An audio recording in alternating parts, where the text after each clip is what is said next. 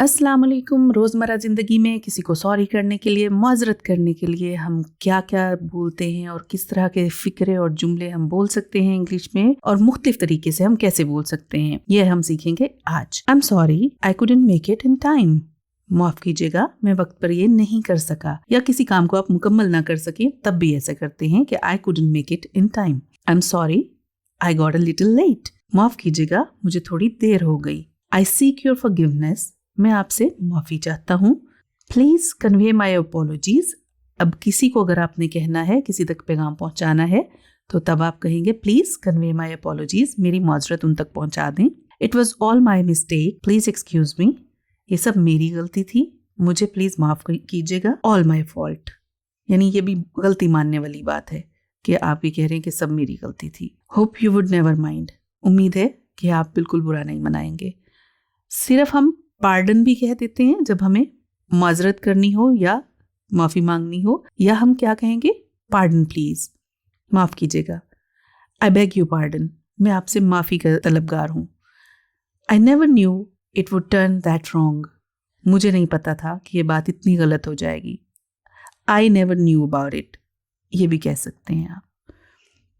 That wasn't my intention, मेरा ये इरादा नहीं था या मेरी ये नीयत नहीं थी। कुछ गलत हो जाए कोई बात तो आप अपने आप को क्लियर करने के लिए कहते हैं that wasn't my intention. Oh, I didn't intend to say that.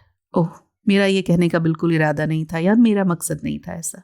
I didn't mean that, मेरा ये मतलब नहीं था। ये अगेन आप अपने आप को किसी भी बात से एक्सक्यूज कर रहे होते हैं या बचाने की कोशिश कर रहे होते हैं। I didn't mean to hurt you, मैं तुम्हारा दिल नहीं दुखाना चाहता था। I didn't want to bother you, मैं आपको परेशान नहीं करना चाहता था। अब रिग्रेट से मुराद है अगेन अफसोस करना, दुख करना। I regret on my behaviour, मुझे अपने रवैये पर अफसोस है। I regret on not being up to the mark, मुझे अफसोस है कि मैं तवक्को पर पूरा नहीं उतर सका।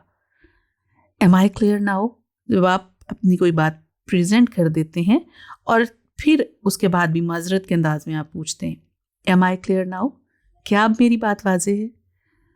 I'll try not to do that again, मैं कोशिश करूंगा कि आइंदा ऐसा ना हो या आइंदा ऐसा ना करूं।